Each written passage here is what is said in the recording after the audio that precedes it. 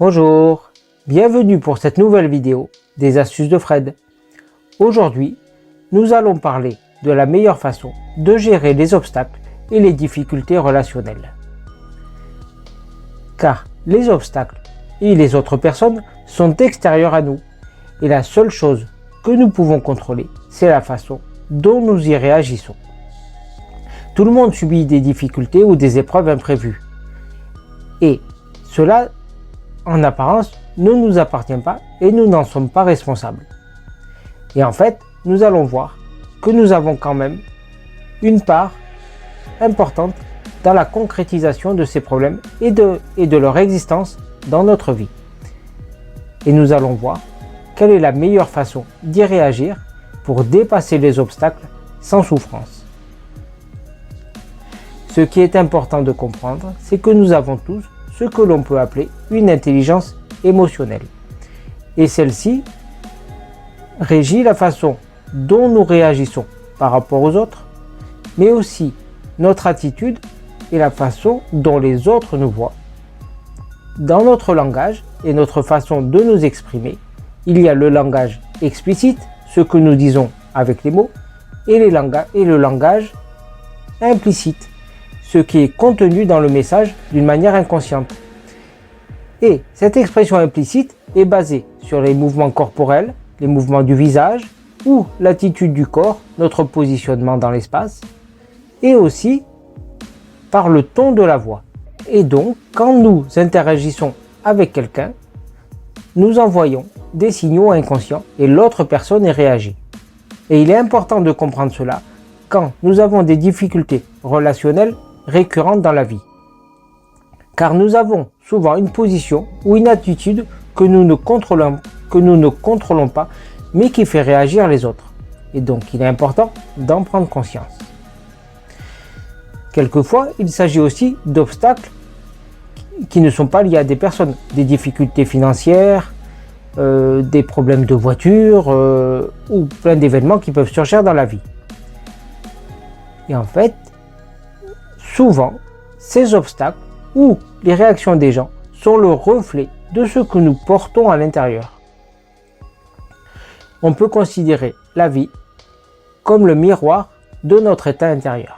Et c'est là où c'est important, plutôt que de réagir négativement ou en exprimant trop d'émotions, trop de colère, trop de frustration, trop d'énervement, de se retourner vers soi et de comprendre ce que ces événements nous montrent de nous et ce que nous pouvons améliorer dans notre état d'être et nos attitudes.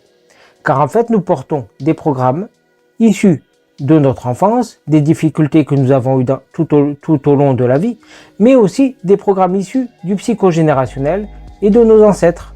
Et donc nous ne sommes pas responsables de tout ce que nous portons, mais ces programmes s'expriment à travers nous.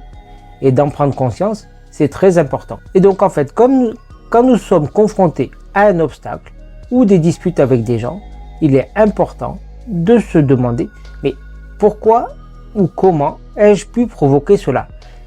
Quelles sont les attitudes répétitives que je fais, les pensées que j'ai en boucle, ou est-ce que j'agis toujours de la même façon par exemple?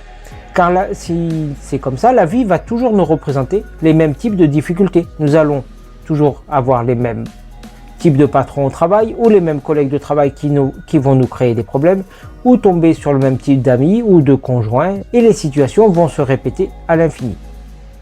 Et donc c'est important pour nous, dans ce cas-là, de prendre du recul et d'analyser les programmes que nous exprimons. Dans ce cas-là, il peut être important d'aller voir un thérapeute, comme moi, un kinésiologue, un sophrologue ou même un psychologue, et de prendre du recul par rapport à sa vie et de se regarder comme si on était à l'extérieur de soi et de mieux se connaître. Après, il faut aussi développer l'empathie envers les autres, car nous sommes souvent dans le jugement des autres et nous pensons qu'ils nous en veulent ou qu'ils réagissent comme ça pour nous faire du mal. Mais en fait non, nous ne connaissons pas entièrement la vie des autres et ils sont eux-mêmes soumis à leurs propres difficultés et leurs propres programmes inconscients. Et donc de le comprendre permet de rester dans la neutralité face aux autres et de les écouter simplement sans les juger et de les aider s'ils le demandent, et pas de les aider de manière forcée ou en voulant toujours être là pour eux. Et donc c'est important de pouvoir rester dans une écoute neutre, positive et dans la gentillesse envers les autres.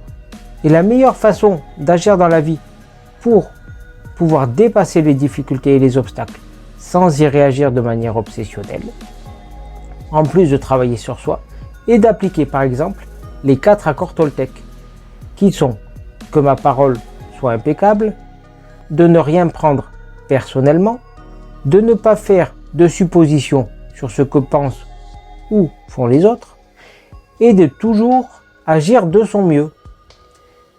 Et ainsi, nous pouvons considérablement améliorer sa vie. Et un autre positionnement important est de pouvoir rester dans le moment présent. C'est le thème développé par Eckhart Tolle, qui a écrit plusieurs ouvrages à ce sujet. Car souvent, nous nous projetons dans un futur hypothétique et nous restons accrochés à un passé qui n'est plus. Et nous souffrons toujours de ne pas avoir pu faire ci ou ça avant, ou d'avoir peur de ce qui va se passer. Et dans ce cas-là, ce que Eckhart Tolle appelle le corps de souffrance est toujours en réaction et en inflammation.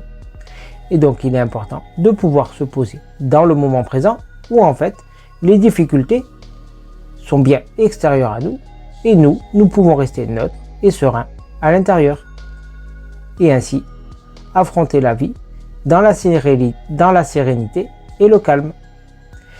J'espère que cette vidéo vous aura donné des astuces pour vivre votre vie de la manière la plus sereine et la plus heureuse, en comprenant que nous sommes acteurs de ce que nous vivons, mais que cela est une bonne nouvelle, puisque en changeant notre façon d'être, nous améliorons notre vie et pouvons nous aligner sur la vie la plus positive et la plus enrichissante possible. Merci d'avoir regardé cette nouvelle vidéo des astuces de Fred. Je vous dis à bientôt et dans l'attente, portez-vous bien.